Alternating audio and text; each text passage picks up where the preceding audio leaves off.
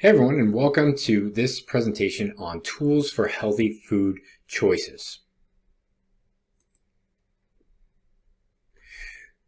So everyone wants to eat healthy, but they often don't know where to start. Well, there are a variety of health tools that are developed by experts in nutrition science to help people make informed food choices. Now, say what you will about it. A lot of these are free, they're available, and they do help if really given the focus towards making good quality health food decisions. Okay, but before we do that, what is healthy? Okay, the definition of healthy changes from person to person, but it operates under the same principles: choices that aid human growth and development over a lifetime. Okay, now every person is different and has different body and health goals, so how they use the tools to make their informed health choices will vary. Okay, every person is different. Every person will eat differently for their own personal different goals. Okay. So let's talk about diet and then eating pattern changes. A lot of people, when they want to make healthy food choices, they're like, well, I'm going on a diet. Well, let's talk about the difference here. Diets and food preferences change over time. So a diet isn't something you go on. Diets are what we eat consistently, not something people go on. Okay. Now, people that say they're going on a traditional diet, Whole30, the Mediterranean diet, the protein diet, the paleo diet, whole food diet, okay, all of these are, instead of calling it a diet, okay, what we refer to as a traditional diet, should be referred to as an eating pattern change. Okay, there's a difference. A diet is what you eat consistently. An eating pattern change is a diversion of what you've eaten regularly, and you are changing your behavior. So before we get started, a lot of tools that are out there use some very important vocabulary, and a lot of these are referred to as dietary reference intakes. Now, what are they? Well, they're reference values for nutrients and food components that can be used to plan and then assess food diets for healthy people. Okay, so these are all the numbers that you would see on food labels, or what you should and should not eat. Okay, so here's some popular ones for everyone to know. Estimated average requirement, or EAR. This is a nutrient recommendation estimated to meet the needs of 50% of the people in a defined group. Okay. Now, groups can change over time. So if I was in a room with high schoolers teaching this to, all right, their EAR would be different than mine, even though I'm part of that group. They make up more than 50% of the group, and I would fall into that. So it's not always great, but this meets, again, 50% of the group majority. Okay. Recommended dietary allowance. A lot of people confuse this with recommended daily allowance. All right. It's not. Recommended daily allowance doesn't exist. It's actually called recommended dietary allowance. And this is the average daily intake of a nutrient required to meet the needs of most, 97, 98% of healthy individuals.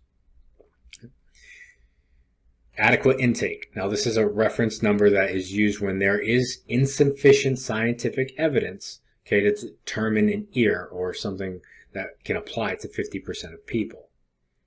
And then the last one is tolerable upper intake level. Okay, or UL. This is the maximum level of an ongoing daily intake for a nutrient that is unlikely to cause harm to most people in a defined group. Okay, essentially, this is the level of which you should stay at. Anything higher than that can become troublesome for the body. Now let's look at some popular guides and tools. Well, one right here on the right-hand side of your screen, as you can see, is the nutrition facts label. We'll discuss this in a future video, all right, and how to break that down and read that, and how to get really good at it so you can look and just know, as opposed to having to do all the calculations yourself. Okay, but some popular tools that we are going to go through again in this video lesson. All right, the dietary guidelines for Americans, the physical activity guidelines for Americans, ChooseMyPlate.org. Now, a lot of people don't trust the government, but this meal tracking and plan preparation site does do a very good job at educating, as well as providing enough tools for people to make choices, at least for those that put in the effort. DRI, or Dietary Reference Intake Calculator. This is personal for you to find out what your body size needs for you. BMI calculator. BMI isn't always the greatest track. It does not necessarily account for muscle mass, but it does show your height to weight ratio and whether or not you are in the normal category, overweight category, or obese category, or in some cases the underweight category. And then there's another tool out there that's free, is the Calorie Burning Calculator, that shows you based upon your size a guesstimate on how much time of a particular activity would burn so many calories. And it's a good base to know where your exercise levels and how much food you should eat to balance out those exercise levels. And then there's a bunch of apps. One that I'm going to show you is gives you nutrient information for all foods. You can get this on most websites. Most people do Google searches nowadays, but this site does do a great job. And then miscellaneous food apps such as Fitbit and MyFitnessPal are popular. They sync right to your smartwatches, Apple Watch, etc., and can be a fitness tracker for you. But it can also do food and other tools tracking your health as well. Now let's take a look at some of these guides and tools so that you can better use them, all right, and make better health decisions for you going down the line.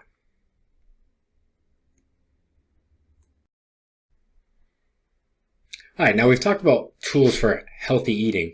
All right, the first one that comes to mind is the Dietary Guidelines for Americans. All right, this is the 8th edition now, and it's set to be renewed in the upcoming year. All right, and it's about 5 years old.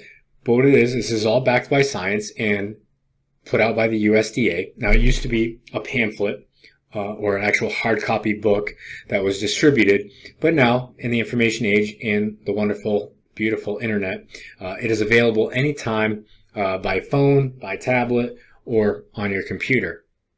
Okay. Now, in this, you'll see there's a variety of information here, and it will talk about what's in. We have the table of contents here. 3 different chapters, all right, from what you should eat, how to shift your eating habits, and why everyone is important in understanding eating patterns. And then it has appendix or pictures and tables of different terms and healthy diets and images that could be helpful. So let's click around just so you can get used to it. And the first one, all right, this chapter just talks about the key elements of healthy eating patterns. Now there's different parts to this chapter and they have it here. You can click right through and we'll just go to the components. So typical components that we've probably heard, eat more fruits and vegetables. All right. If you eat grains, make sure half of them are whole grains, fat-free, low-fat dairy, including milk, variety of protein foods, including meats, seafoods, beans, peas. Things that a lot of people have heard over time. All right. And it gives you different limits, how-tos, and guides to help you make choices. Right? And then it'll give you the science behind everything, food pattern analysis, where they get their information, and why it's important.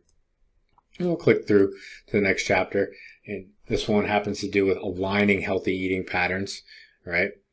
Now there's current eating patterns here, and it talks about the history, the health problems that are occurring, and why we need to shift our eating patterns. Right? Right? And again, any time there's new research or new findings, more information will come out, which is why 2021 we're set to get a new set of guidelines. Right? And then you get to chapter 3. It will continue to go through. I urge everyone to read it. It can be a little bit mundane and a lot of information, but the information is pretty spot on, and I do suggest that you read it. But in case anybody doesn't know what an appendix is, I'll look at it. All right, this will actually give you images that are associated, so food sources of calcium. All right, these are tables. This is where you can get great calcium sources. Everyone needs it for strong bones, strong teeth, all right, and growth. And we'll give you different examples here. So this is a great tool to start. It's a good info tool. A lot of people don't even know it exists, and I suggest you take a look at it at some point, all right, in your educational or in your lives to get a better idea of what kind of guidelines there are out there.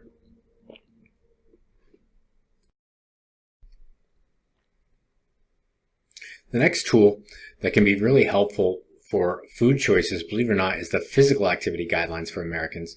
It is in its second edition. Now, why is this important? Well, physical activity plays a large role in what kind of foods we crave and how much food we should take in. Because keep in mind, the more you exercise, the more energy you burn. If you burn energy, you need to replace that and get that energy from the food that you eat. Now, this tool is pretty good. It's a little structured a little differently. It's just a PDF, but you can find it right online on the USDA website. And in it, a variety of great information here. This will talk about why physical activity is important across the lifespan from a young child all the way to the elderly. This will talk about how to be an active child, active adolescent, active adult. Okay? This will also help people that may be disabled and how to get their physical activity to meet the guidelines for a healthy lifestyle. Okay? In it, you'll see a lot of great information, like I said. So here's good key guidelines here. Goes all the way from preschool age children to the elderly. It tells you how many minutes you should get per week, what kind of activities you should have, all right, and how to do that. Okay? And it goes right through older adults. Now, I'm not going to stay here and go through all the pieces of information here. You should read it at your own leisure, but it is there and it's available. Now, if you continue through, it will tell you what you should do as an adult, for example, is about 150 weeks of aerobic or cardio activity, and then 2 days a week of body weight conditioning or resistance training of some sort. Okay? It gives basic ideas. All right. It'll tell you what kind of activities there are, how to find different activities that you might like. It also will even go as far as telling you, the difference between activity intensity levels and how that will impact you and help you. Okay? And then I'm going to scroll down even further. There was a spot in here that will actually show you, what are the benefits to our health. Now, we always hear exercise is important, but why? So intensity, frequency, duration, all of that can play a large role in how we strengthen our muscles, how we strengthen our bones, how we have balance and flexibility that will prevent future injuries, okay, or accidents, right? And then, again, it gives you all the reasons why you should exercise and why you should follow a dosage. And every single one of these is absolutely true. Just move 30 minutes a day minimum for most people, an hour if you really want to improve your physical condition. But exercise will increase the lifespan and lower your risk at most functions. Right? This particular tool does a great job at detailing everything here, and I urge you to take a look at it.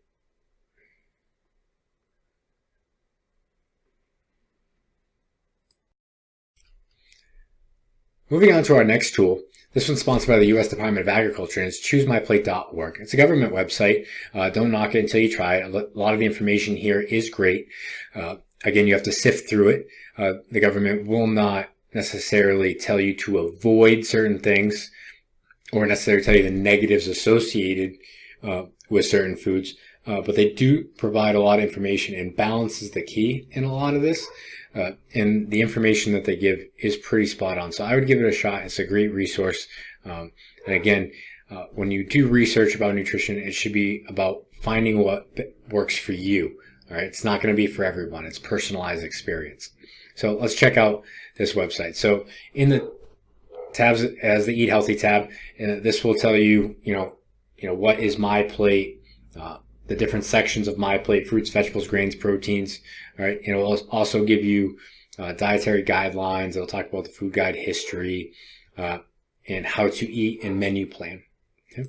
It will also help you browse by audience. So if you're looking just for children or students, such as teenagers, or adults, families, or professionals, or if you even need to get it in a different language, it can do that as well. Okay. Different resources here, or tools that you can help. All right, toolkits. They have MyPlate plans that you can use. They have different graphics and videos that will help you make decisions. And they also have quizzes for for people that want to continue to learn. And then MyPlate Kitchen, this is where you can find healthful recipes, cookbooks, recipe videos, and other resources. So let's click on one just to show you what do we have here. All right, so what is MyPlate? Well, MyPlate's the current guideline, which we'll talk about later in this presentation. This is what they show you in the plate. Most kids will get it in most wellness classes now, in some sort of health class, or in class in elementary school. It tells you to choose different foods. But this will give you the basics. It'll tell you about all kinds of foods, different links.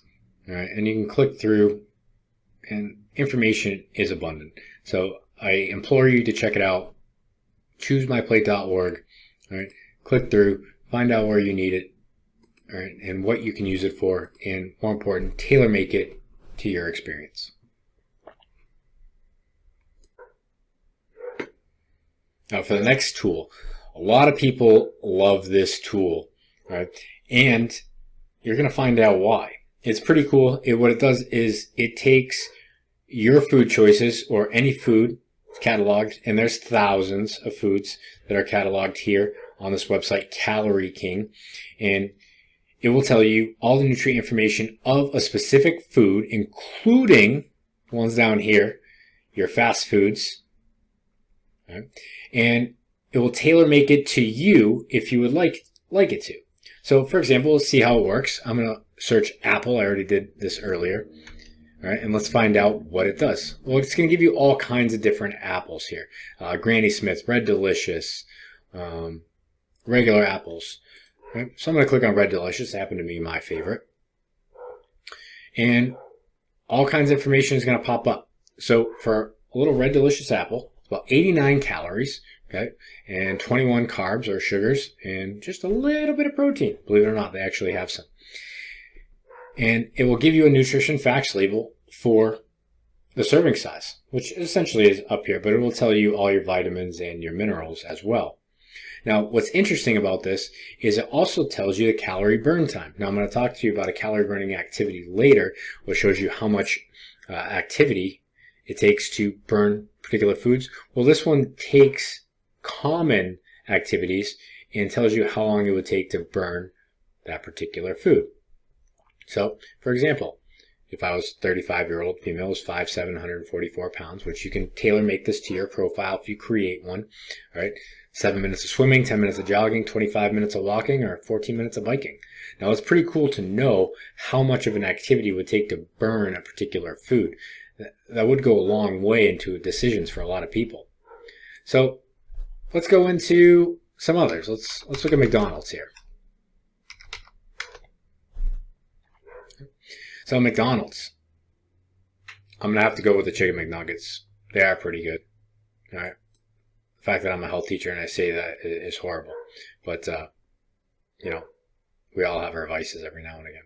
But let's look at a 10-piece nugget. Well, it's 420 calories, all right, 23 grams of protein, 25 grams of fat, and we'll tell you how much is broken down here.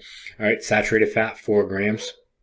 All right, not as bad as I thought it would be, but still a lot of fat for just a little bit of food. And it will tell you that it's not very nutrient dense, a lot of salt, a lot of cholesterol. Okay, not necessarily enemy, but there are better foods that you can choose if you want to eat chicken. But more importantly, let's look at the calorie burn time. Okay, 35 minutes, 48 minutes, 64 minutes, 117 minutes of walking. All right, that's a lot of activity to burn just a 10-piece chicken nugget. So what's great about this website, Calorie King, is it will show you not only the nutrient information, but how long it will take to burn it. Now, I tell people to take this with a grain of salt, and always overestimate. So if this says 420 calories, I would say closer to 450 or 500. Okay, not all sizes are the same.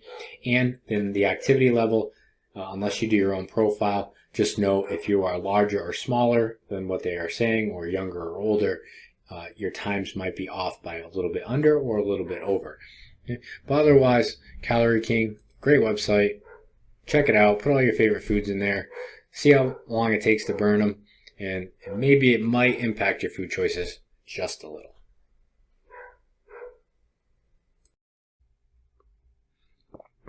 It's a dietary reference intake calculator, DRI for short. These are suggested nutrient amounts for people by health professionals. DRIs change from person to person and are affected by height, weight, sex, age, and activity level. Now, this online calculator will give you your specific nutrient needs. Now, the calculator can be found on the USD website that you see here in the Food and Nutrition Information Center. The link can be found on my blog post at what'scookingwithcoach.com if you need it. Now, once you've found the online calculator, which I will scroll down and show you, it's right here. You'll click on it, and up it will come. You'll need to put in your information. Now, this is specific to you, but I will go ahead and put in my information as an example. What's great about this calculator is that you can adjust the weight to meet your goals, whether you want to gain weight or lose weight, to get the nutrient numbers for that adjusted weight. So I'm going to put my information here. I'm a male. I'm 34 years old. I am 6 feet, 0 inches. Currently weigh about 225 pounds. I'd like to say I'm active. I'm not very active. I used to be, but not as much anymore. And then once you put in your information, you're going to submit. It'll give you your results. And what's cool about this is it's a nice little spreadsheet. You can print it out for your needs and use it later. So it'll verify the information that you put in. So male, 34 years, 6 foot, 225 pounds, active. Okay, and if it's wrong, you can do a new calculation. This will give you your body mass index, which on our blog we did talk about, and it'll tell you estimated daily caloric needs, about 3,600 calories for me. Okay, so if I wanted to lose weight, I would want to stay underneath that, or I can adjust my goal weight and above. Okay. What's also great about this is it'll give you your macronutrients and your micronutrients. Now, macros are your carbs, your protein, and your fat, and it'll tell you how many grams you need per day. And it'll also tell you saturated fats, linoleic acid, and your cholesterol. It will also help with your water. So this is about 16 cups. That's about a gallon of water for me, for my body. And then it will continue to go down, and it'll give you your vitamins as well as your minerals and what you need. Okay? Now, what's also good, if you don't understand any of this information, they do have definitions down at the bottom.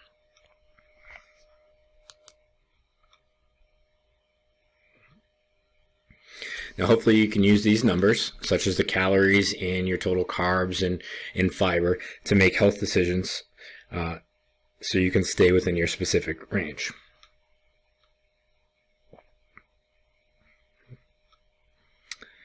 The body mass index.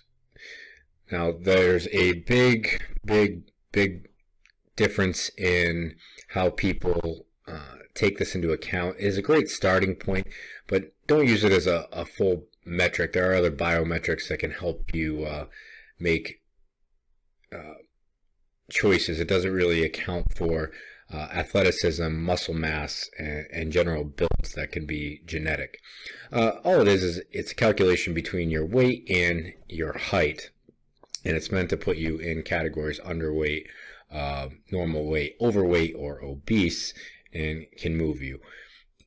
I'm going to use myself as an example and put it in for you. I currently weigh 219 pounds, and I stand about 6 feet. So I'm going to calculate this out. I already know the result, and then it comes out down here. Now, it'll tell you some good ranges where you should potentially be, and it'll also tell you recommended weight range, which I think is very difficult, especially if you are an athlete. Athletes typically are 20 to 40 pounds heavier than normal due to the excess muscle mass. You'll see here that my body mass index is 29.8. That would put me in the overweight category, but the average person would probably not call me overweight because it doesn't account for muscle mass that I've accrued over my careers. All right. But again, it's a good starting point, especially if you are higher on the index and you do need to lose some weight. Doctors will look at this first to try to move you down. Okay, so this is one good calculator. I don't take too much account into it that much, but here you go, and I'll see you later. Hi everyone, my name is Chris and welcome to this screencast. I'm going to go talk about a website, HealthStatus.com, and a tool that has the calculators. I find it very helpful for my athletes and my nutrition students at my high school. So I'm going to go down up here and you're going to see the calculators. There's a tab right up top, and it gives you a variety of them, BMI, BMR, body fat, calories burned, etc. The one I'm going to focus on today is actually pretty cool, especially when you get to see, and it's the CBC calculator, the Calories Burned Calculator. So I'm going to click on that. I'm going to bring us to that site. And then I'll scroll down. And everybody wants to lose a little bit of weight sometimes, or some people want to gain weight. This particular site gets to show you what basic activities or exercise activities that we do, and tailor makes it to your particular body, and then it will look and tell you how many calories you will burn in a certain amount of time. So we're going to go ahead and do this, and we're going to see how it works. It gives some basic information about what calories are, how to burn calories, how many calories in a pound, and what it would take to lose weight. All right, so I'm going to go ahead and click my gender. I'm a male. I'm 33 years old, 6 foot, 219 pounds roughly as of yesterday. And then it gives you a variety of different activities here. You can see pushing a stroller with a child, packing up, washing your car, different yard work. And then it also gives you exercise activities, from just aerobic exercises to yoga, jumping jacks, lifting weights, running, even walking, all the way down here. Good to see how many calories you'll burn in one activity. Other activities you can see: playing piano, driving, shopping, studying, kissing, writing, even those that don't seem like they're that much. And then you have your basic activities and require sports, canoeing, cycling, dancing, football, fishing, basketball, all the normal sports. And then they're even down here for those people that do work-related stuff. You get to see some of your exercises. So I'm going to go up and I'm going to click on some basic ones that tailor-made to me. So I'll do running for 30 minutes. I'll go back up here and I do yard work for about 30 minutes, see what that comes out to. And I'm going to scroll all the way down. I'll do walking as a point of emphasis because a lot of people can walk and it's an easy way to help your heart. And then I'll go all the way down here and I'll pick hockey because that's my favorite sport and what I deal with most. Right. Then you're going to scroll all the way down. Okay. And there's a button called Calculate. You're going to calculate it. And your results are going to come up here. It's going to give you an estimation. And here you'll see, based upon your body, my particular body, how many calories you burned with that activity. As you can see, walking about 256, hockey about 400, running about 670, and yard work. So next time you want to eat something, you can see how much of your activity would take to burn that. All right, well, I hope this was helpful, and I hope you learned something. See you next time. All right, now that we've talked about all the online tools that are at your fingertips, whether through your phone, your tablet, or your computer, let's talk about the current guideline that is the face of everything USDA as far as nutrition goes, and that is MyPlate. Now, this was established in 2011. It's a little different from MyPyramid. They got away from the food pyramid, and you'd actually be surprised in 2020, the fact that this is out for 10 years, that a lot of people ask and still refer to it as the food pyramid. Oh, what's the food pyramid? I know it's the food pyramid. That hasn't been around in 10 years. That goes to show you the lack of nutritional knowledge that is out there for most people when they don't even realize it's changed to MyPlate. Okay, now it is much different. It does provide a visual plate, and it divides a typical meal into 5 categories: fruits, vegetables, grains, protein, and dairy. Okay, now foods from each category are encouraged for a healthy diet. Okay, please note that not every group is needed for a healthy diet, but government mandates aren't going to alienate one economic sector over the other, and not going to tell you not to eat dairy or not have fruits or not to have meats or not to eat grains. This is where your personal preference will come in. So how is this different from My Pyramid? Well, My Pyramid actually had a physical activity component to it, but this at least provides a plate visual that helps people visualize what they should eat and how they can make food choices, as opposed to the pyramid that just says eat this, eat that, but not tell you by how much. Okay? So what are the key concepts with MyPlate? You can enjoy food, but just eat less. You want to avoid oversized portions. Okay? Half of your plate, as you can see in the visual, should be fruits and vegetables. And that can be double fruit for breakfast, and it can be double vegetable for lunch and dinner. Okay? Half your grains should be whole grains, all right, that haven't been stripped of the germ that give it its brown color. And then protein can come from animal or plant sources. Now, my own personal opinion, animal sources were both available for ancient man.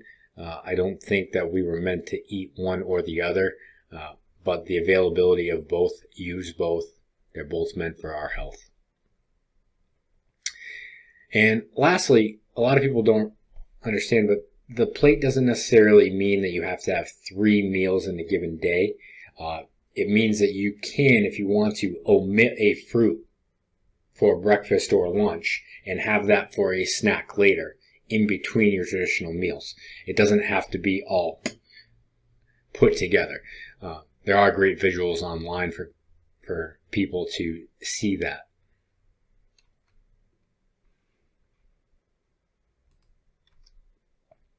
So, general food suggestions. All right, there are a lot of guidelines out there, a lot of numbers. How do we just make choices? People want easy. Well, I'll give you the real simple. You want to focus on variety, the amount, and the nutrition of it all.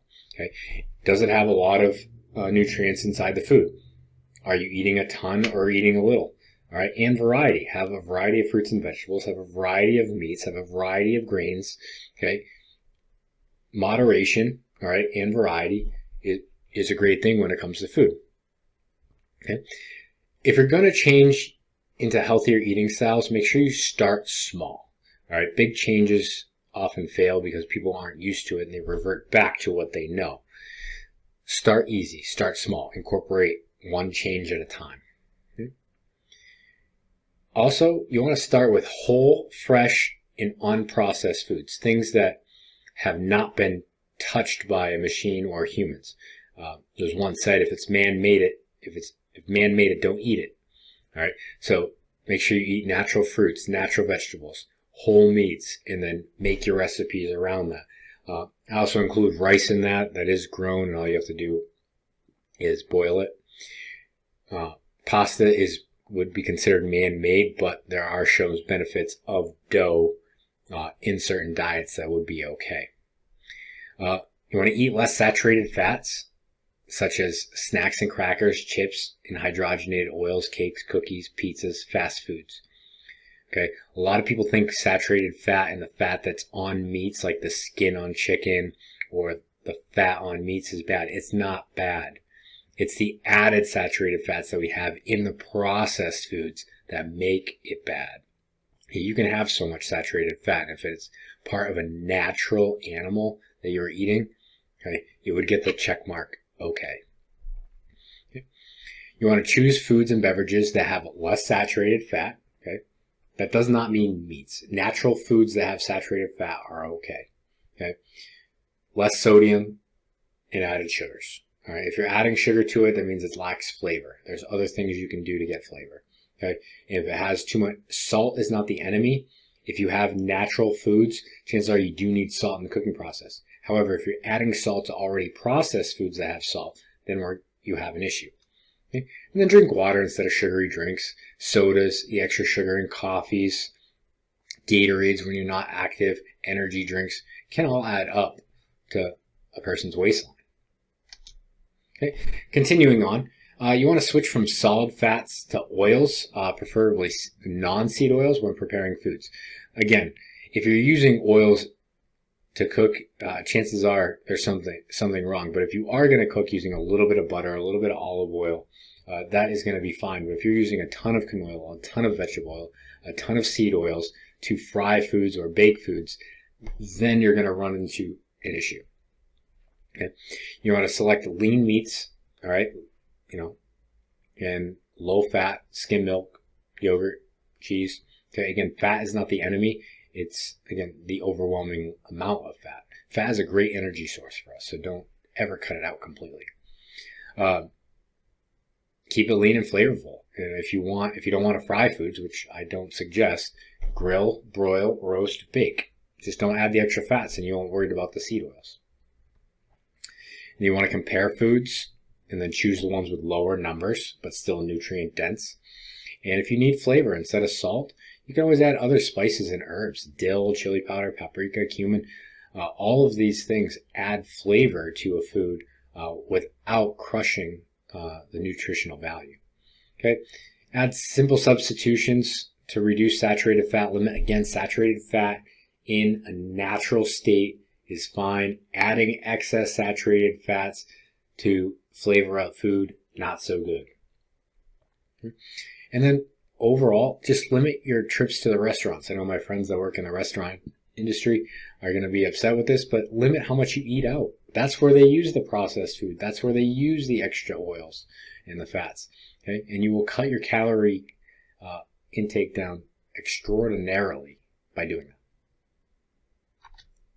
All right, let's look at some key points.